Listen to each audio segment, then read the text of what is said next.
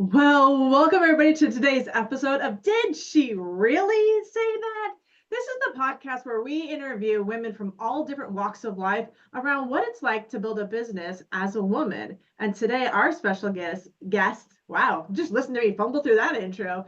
Uh, Caliah is joining us, and I'm super excited to have you here with us. So, if you just do a quick hello, I'd love for them to meet you. Hey y'all, how's it going? Thank you for having me.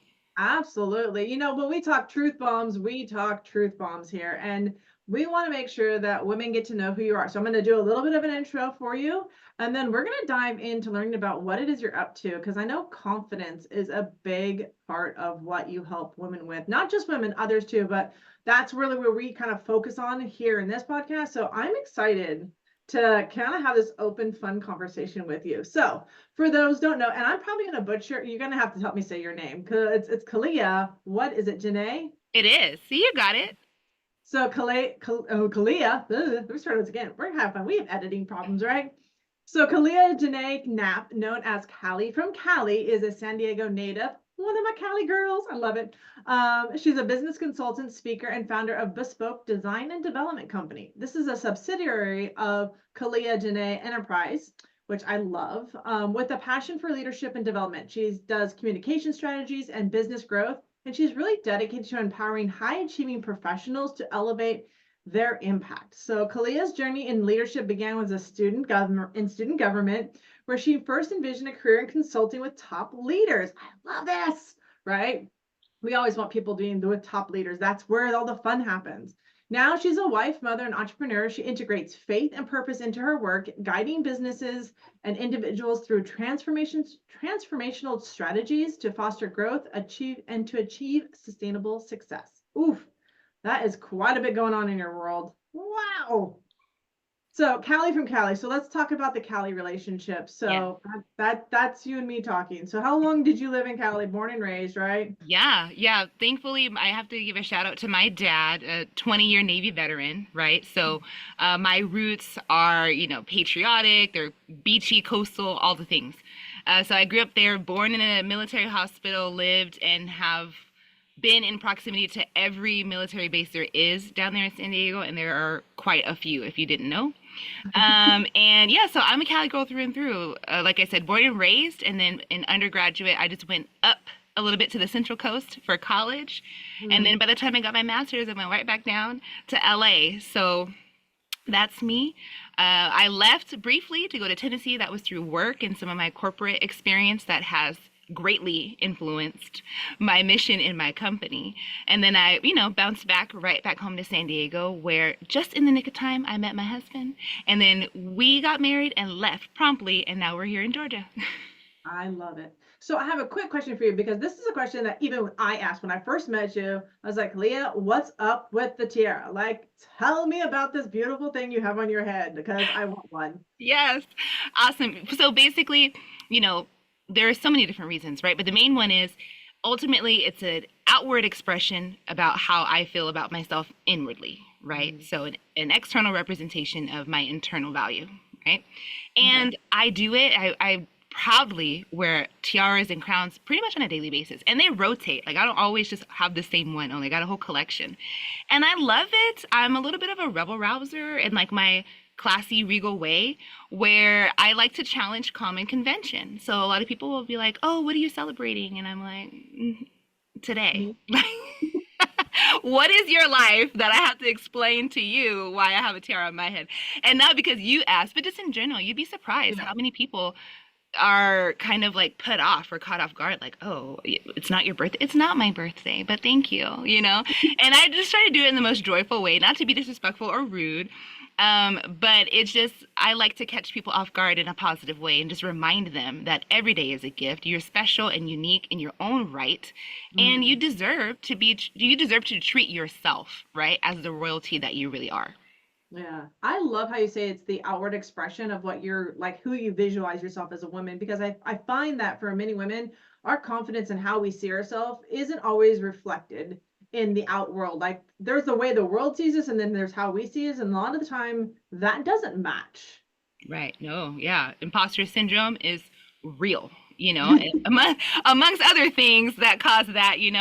But yeah, and it's funny because so my dad, again, back to my dad, my parents really, but especially my dad, I'm an only child, and this kind of plays a part. So growing up, my dad had already kind of instilled a foundation of like, yeah, I was a princess.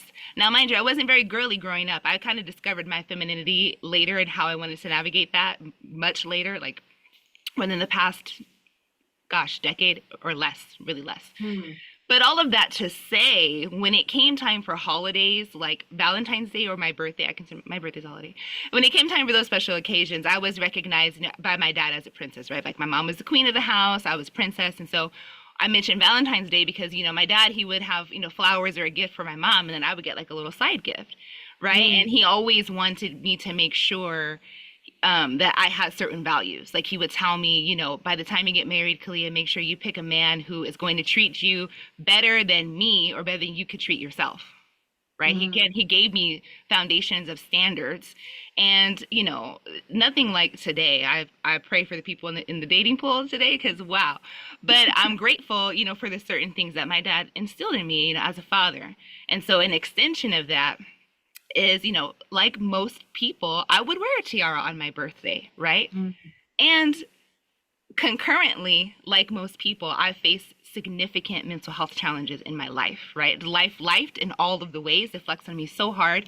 And I remember at some of my lowest lows, just looking over and seeing a tiara from a special occasion, like a cheap Target one, you get for like $3 or maybe like $6 now with inflation. And just like putting it on and instantly feeling better, right? How could this thing, right, make me feel better on the inside? And life kept lifing and whatever, and I hit another low, right? I was terminated from my job, and being fired from a job, especially one that you really like and that you're actually good at, is devastating. Especially when you figure out it's because the people who you work with didn't like you. Yeah. So ultimately, I hit another low. Like I said, I rebounded back home and have to get my life together. And I loved how I felt when I would wear it, when I was feeling bad. And I had to ask myself, why am I only wearing this when I feel bad to feel better? Why can't I wear it when I feel good to feel great? I love that. So it's like turning that thing that became, like a little cheeky coping mechanism to incorporating it into myself and my well-being. And it is really hard to be sad and depressed and crying wearing a tiara because it will fall off. And I wear like legit ones, and they're kind of heavy and they'll scratch you. I've held it. I have felt it. I know those are legit tiaras. Like they're gorgeous. Yeah, gorgeous.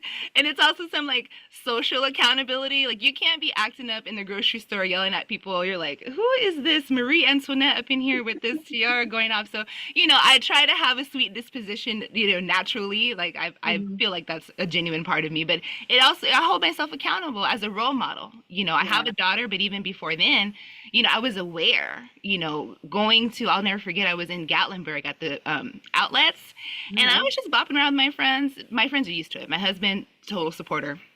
And I was living my life, totally forgetting that this is not in everyone else's daily life. Yes. And this man comes up to me, which in a lot of ways, I'm not a stranger to that. So I'm already kind of like, you see this ring? But, I had to calm down. And so I'm glad I did, because he comes up to me and he goes, I'm sorry to bother you, but my daughter has been watching you around the store and she's too shy, but she wants to know, can she take a picture with you because you look like a princess? Aww. And in that moment, I was like, absolutely. And I said, however, I'm going to do you one better. I don't know where the mom was. There was no woman there that day. So I don't know what this little girl's family life looked like. But I told him, I said, absolutely, I would love to. I said, the only thing I'm going to ask is that you encourage your daughter to come ask me herself. Right? And so she comes up and she's like, hi. She must have been like 4 or 5. She's like, hi. And she's like, can I take a picture? And I said, absolutely. So, I squat down like my little Disney princess style. And, we take our picture. And the man, he's just like, thank you so much. This means the world to her. She loves princesses. And you're like a real life one, all this stuff. And so it's moments like that where I'm like, this is the thing, just to be going around sprinkling some sparkle, helping little girls, envision something positive, someone, I'm gonna say, did you really say that? Yes, she did. Someone covered up, you know, living their life in the best way they know how. And, just putting smiles on people's faces. So, that is what drives me, what fuels me moments like that, because I'm like, I would hope that if for whatever reason I was not able to be in my daughter's life, that she would have other women carrying Mm. themselves in such a way that could be inspiring to her to live her best self as the queen that she is. Yep, and she really said that. Caliah said that, and you guys need to hear that because every woman needs to embrace that. Like, you don't know the impact you're gonna have on another woman's life. You really do hold the key to unlocking another woman. I'm getting a little emotional over here because it really is, no, it really is that connection and that awareness that you have that I just think is just so beautiful. And that's one of the reasons that we connected. And I was like, okay, I gotta know who this person is. But I will say the tear threw me for a moment. I was like, hmm, is she someone I really want to know, or is she standoffish? And like there is Mhm. those moments we have as women where we do that comparatitis type of thing. And I'm Mhm. just so glad that I was able to like let that go to really get to know you because you're beautiful. Thank So this adds to my next piece of the conversation is how do you bring that tier, that confidence, that personality into business consulting? How do you shape and develop that as part of your leadership development strategy? Yeah, I'm so glad you asked. So yes, I am known in a lot of professional spaces as the queen of confident culture, right? Okay. And so I embody that. Men, they get to wear ties, they have other accessories. This is my accessory, it's an extension, right? And it's also part of my brand. I've Mm, come to find that teams that I've worked with in the past, if this is a little caveat, right? If it is like a lightning storm out. We all know from SoCal, I'm not really used to weather, right? 3D weather at that. So if there's like a lightning storm and rain, I'm not about to wear this full on metal tiara, this beacon of electricity. I'm not about to do that. So there's been a couple of times where I've taken a meeting or, led a workshop and I've shown up and one, I've not been like immediately recognized, like, who are you? It's me. Or mhm. they'll say, well, like first out the gate, where is your tiara? What happened? All this stuff, right? And I'm like, you guys, the knowledge in the brain under the tiara is still there. But Yes, agree, agree. but again, it's there to sprinkle the sparkle. It's what's sets me apart. So, I honestly a lot of times, even just to mess with people a little bit, I forget it's there, right? Mm, I'm going to walk into the room because, like I just said, the knowledge in the brain under the tiara is still the same. I've got the same education, the same experience, the same insight, the same talents and tools at my disposal, tiara or no tiara. And so mhm. I just choose to, wear my tiara and, with the suit and all the things that come with it. And I find, again, because it's an extension of me at this point now, I do operate, really well, at this level. And so in the beginning, getting myself out there, I got a lot of criticism, a lot of very well meaning advice of, Mm. oh, that is too like cheeky, or oh, that's not professional. It's not what corporate, is looking Oh, for, yes. I you can know? totally relate to this conversation. Keep talking, girl. Like, I'm like, oh, Yeah. so And many I'm just like, conversations. you know what? There are thousands upon thousands of companies and teams and organizations. And this, I consider this to be my ultimate filter. If someone Mm, is turned off by my genuine approach to live through myself authentically, then I'm not concerned about them rejecting me. I don't need to be in their space, mm. right? I'm not the only business consultant. I'm not the only leadership development specialist. I'm not, and if we're not a good fit, we're just not a good fit. God bless you, be on your way. But what you're Yep. not going to do is get me to change myself to be some like cookie cutter, one size fits all. That's not going to do anyone any good, right? That would defeat the whole purpose of me to come in, breathe life into your organization, help you build up your culture. But meanwhile, I'm being totally disingenuine. Not Yeah. going to happen. So if it's not a good fit because of my tiara, I'm going to choose my tiara any day. And I love that. That's the confidence, right? It's like in who you're working with and developing those communications, developing that leadership. You're saying, I want to work with people that accept me so that they can be the best version of themselves also. Right? Like Absolutely. you won't work with a client that's not at that level with you or doesn't want to become at that level with you, right? Like we want to raise everybody up. Right. So I love this. So how do you help your clients bridge that gap between business growth, like taking on that confidence, with some of the pitfalls a lot of entrepreneurs we face? Like there's a lot, like you talked about, going up and down, and even in your life. So how do you help them navigate that in their business? Right.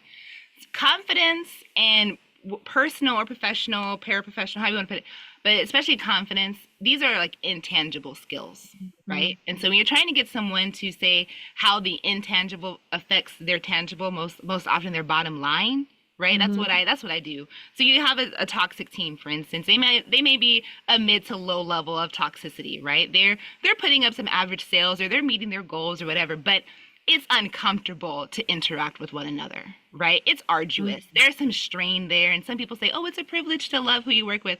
I don't need y'all to kumbaya, be best friends, and, raise each other's kids. I need you to be able to come to work, be your best self, feel confident to communicate with one another, feel heard, make eye contact with, without rolling and having aggressive body language, be able to compromise and have quick conflict resolution without a bunch of back and forth.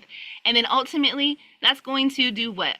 Optimize the business processes, increase the workflow, which is what? Going to increase the revenue, all because the employees were feeling more confident in their space, right? To be themselves, to do their work, to feel heard, and to meet the goals. I honestly believe no one goes to work to say, I'm going to be the worst employee possible. I don't know. I've met people that might have that mentality. They're few, but I gotta remember, Yeah. I think of a much bigger group.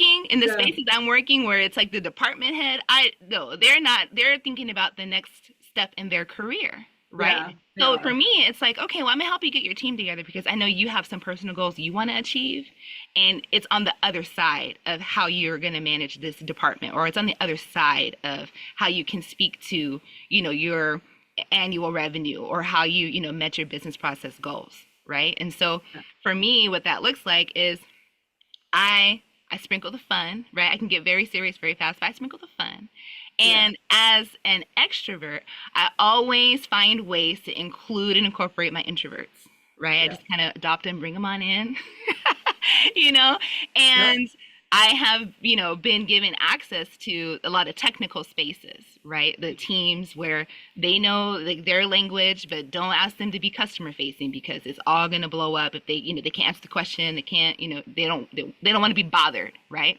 And so kind of taking that umbrella of soft skills and really opening it up and unpacking that to say, you know what? I know we like to have a clear divide, left brain, right brain, soft skills, STEM, whatever.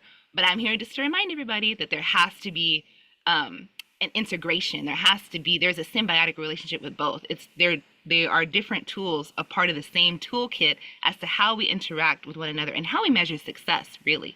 Because when you Yeah. think about it, someone who, it's like we think about it, book smarts versus street smarts, right? Like, oh, well, really, you can be technical, you can be social, but you have to be able to kind of hop across the aisle, if you will, or Yeah. just bring things along. You not to say you need to be an expert on both sides, but you've got to be able, like I said, just to interact with one another.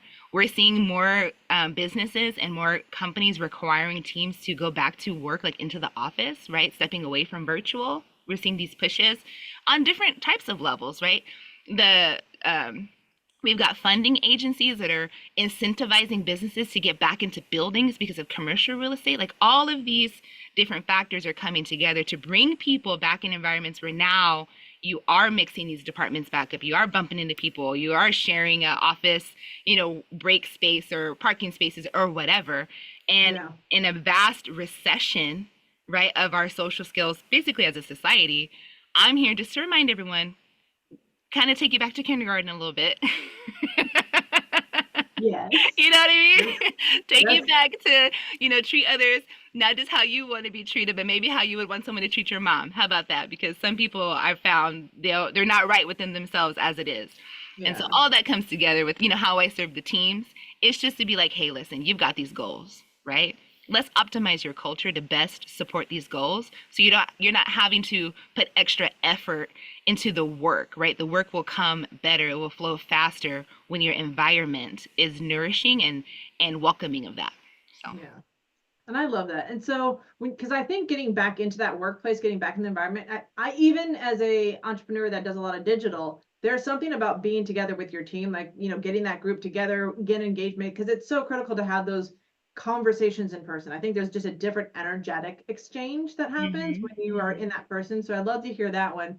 But you also mentioned like getting back into those environments, getting people back into places. Technology keeps advancing. So like we're putting people back into the workforce, we're putting people back into buildings together, and yet technology, things like AI, all of this is like rapidly changing. So how do you work with confidence and leadership when it feels like you're always behind taking on new tools in your business? Hmm. And you know what? That speaks to an emotional mastery, Mm, right? That I can give you one word for it. It's called acceptance, right? When you can okay. accept the fact that you're not ever going to be able to know everything, but you need to know just enough to kind of stay ahead for what's relevant to you, that makes it a little bit more accessible, right? Mm, That kind of puts things into perspective. Like I don't need to know the whole encyclopedia. I just need to get my chapter down and then mhm. work on the next one. You know what I mean? So when you have Yeah, an understanding of where you are versus where you want to be, that kind of helps clear things up. And so I do that with strategic planning consulting too.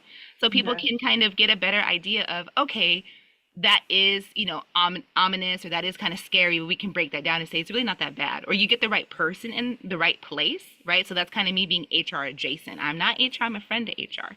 So just Yes. making sure if you have the right person in the right place, you could bring in the right expert that all you have to do is follow up on, they do the reports. And again, that kind of takes the pressure off the leader to make sure, Mm. okay, I can right the ship or I can, keep us going in the right direction. Okay. So my quick question for you, for those that are listening in our audience, um, do you prefer the corporate world? Is that who you're serving? Do you like working with the solopreneur? Like, who is it you enjoy working with the most? I'm curious. Oh gosh. You're gonna have me out here on the record. And Um, you can change your mind later. Like the thing is like I ask it now because there's a space you're in now. Knowing a little bit of your background, I know you have children. They're important to you. So there's things that kind of shift. So seasonally, you might yeah, have one type of client you like working with right now, just yeah, because it gives you flexibility, and then there might be another client you work with down the future. But is there one that you really enjoy now in the season of life that you're in that you like working with? yeah. I would say those are my corporate teams right now. I'm Mm, really feeling the okay. love there. Diving in. My previous season, it was a lot of the individuals, right? A lot more coaching than consulting, right? It was the coach that kind of gave you advice on the side. And right now, I'm in the season to where, yes, I have fully embraced, my larger teams and corporations because, like I said, I get it. And I can see right now the workflow trends. I can see how people are looking for jobs more. There was a big push kind of in the beginning of the pandemic and maybe even slightly before of, the hustle culture, right? Yeah. And forget this job and all this stuff, right? And now we're back kind of like, hey, can I have a job? Are you hiring? Yes. Yes. Yes. Yes. Please, can I get a little job? Yeah. So, I'm finding that like I said, there are these gaps that I'm passionate about helping Mm, um, get filled. And at the corporate level, there's just a lot more flexibility, right? They've got pre-established goals, they've got timelines, they're committed in a different way than, my solopreneurs were in the previous season. So I'm kind of excited about that growth. And then selfishly, like as a person, it's kind of nice going back into those spaces because I get that feeling of, corporate Caliah, how I used to be, but then I get to like leave. It's the best of both worlds. Like my contract is up and I'm like, I'll see you guys next quarter. But yeah, so that's to answer your question. I'm definitely leaning in and embracing my relationships with the corporations right now. okay, I love that. Just because I want to get like a sense of if our audience members want to work out with you, I mean, definitely follow you, Mm. connect with you for sure, because Yeah. you are just radiant. I mean, honestly, our conversations have been so much fun. Who you know and connect with, I mean, it's just a beautiful place. So I really love what you're up to in terms of the whole confidence thing. And do you find, I guess my last question for you is, do you find confidence is both something that both men and women can be at work on? Do you find that women struggle more with confidence, men struggle more? Is it equal about across the board? Yeah. So confidence, mastery is it transcends, gender, age, whatever. Everyone in some way or shape, form, or fashion has an area where they're like, it's a soft spot. They're like, oh, I don't want to talk about that, or don't look over there, or whatever, right? Okay. So I'll Yep. just put that blanket statement out there. But I do find that there are, differences. And you know this, right? Based on your expertise, men and women are wired completely differently. The things that we focus on, the details that we hone in on are just most of the time are just completely like opposite, or just, I'll say separate, right? Just to make Yep. space. And so I get to come in. I think this is why I like my corporations right now with the mixed genders. It's Hmm. because we're not necessarily talking about some of the things that get in the way of, the individual struggle, right? I'm Right. not specializing so much in the imposter syndrome, or the mindset of like why you can't seem to keep your schedule, or why you don't deserve to make the money. Like that's not what I'm focused on. I'm like, all right, cool. We know that the two of you are different. Let's just go ahead and acknowledge it and address it and then assess it. Right. So Mm. that's what I'm coming in at. Like, okay, but great. We know that you're different. Awesome. So how are we going to achieve this group outcome, knowing that we're all different? Yeah. And kind of putting that onus, back on them and working with them and pulling certain things out that, need to be said, or kind of realizing, hey, that doesn't need to be said. That's irrelevant. We're going to leave that there. We're going to focus on this goal, right? How can we get the environment, like I said, in the right spot? And so I find that, I can do that, whether it's a team of all one gender or it's a mix. And that honestly, I'm going to throw another level at you and say that I really thrive in intergenerational leadership dynamic situations too. Yes.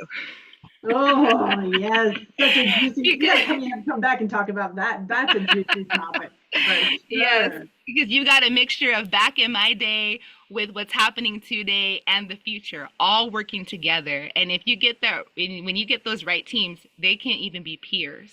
Yeah, And so how absolutely. you're navigating those communication styles and those, patterns of thinking and body language, and, the value patterns of people in those generations, it can be a lot. And a lot of teams, get bottlenecked in these communication issues. And it stems from them not being sure, like the best way to approach a situation, or being properly equipped with, like, all right, cool. Yeah, that's Miss Jan, or, she's going to feel some type of way, but we're going to go ahead. How Yeah. you do that in the most respectful way.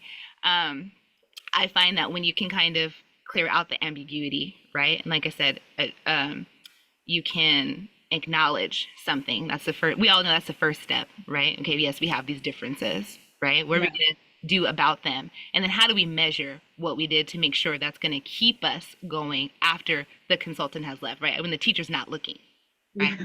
Yeah. So true. No, but I love the fact that you talk about generational. And like I said, I'd love to unpack that with another podcast with you, because I think that is such an interesting conversation, having seen and I've even experienced myself just how the different generations are speaking and talking, and how we had a great conversation when we met just recently at our meeting, our networking meeting. About the generational, how we speak to each other, how that impacts us, perception versus reality. So much is at play around that. It's really fascinating to have that conversation, and we'll dive into that again. So, but business consulting is your main love and passion for any level, but specifically right now it's corporate. But for those of you that they want to do a little one-on-one, or if they want to just have a consultation with you, are you open for that? Oh yeah, absolutely. Right. Okay.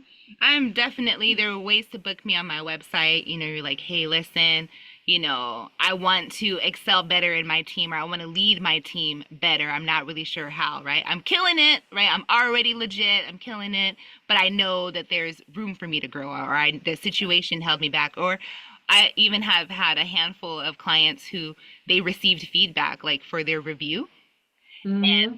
it was a complete miss from what they were expecting. So how do we unpack that? Okay, you were expecting an excellent, right, on your review, your annual review, and you were scored a moderate. So first of all, you Mm-hmm. missed a bonus. And then now your career path is affected. So how do we turn this around, right? So now when it comes time for the next review, you're glowing, it's stellar, and you can move forward. So I do those things as well. Awesome. I love that because I think that's such a missing, that we don't really understand exactly, like we think we show up one way. Like I remember this, I'm a short story real quick, but I actually had one time I came in, I transitioned from hourly into management from the first Hmm. time. I stepped in just like I normally do, and I had my leader come up to me and says, "You're a bit of a bulldog. You're running people over." And I was like, "Wait, what? No, I'm doing what I've always done." And it was like, we need to work on your soft skills. And it was like her perception versus how I saw myself. Mm-hmm. And we had a miscommute like between the two. So it was sitting down and being like, okay, what are you seeing that you feel like I need to be at work at? And Mm-hmm. like just having that really open conversation really allowed for me to be like, okay, this is what we're hearing from my colleagues. This is what I'm hearing from my employees. Like, what does, for my culinary staff, like, where can I find the balance so that I become a better leader? So I really sat back and just learned, like, what do I need to go to work on to better my listening skills, Mm-hmm. right? Because sometimes we have really good talking at skills, um, but there is the opportunity to become a better listener and have yourself sit back and really listen to what's being said to you. So those have always been like a good growing piece for me. So I Mm-hmm. always appreciate feedback. So I love it. I love what you do, really, honestly. All right, so we are at time with this episode of Did She Really Say That? And I will tell you, Caliah dropped massive truth bombs throughout this entire episode. And if you absolutely agree, then we want to hear your comments on any of our show channels that you find us, because I know you're listening everywhere. We track you, we follow you, we know you're there.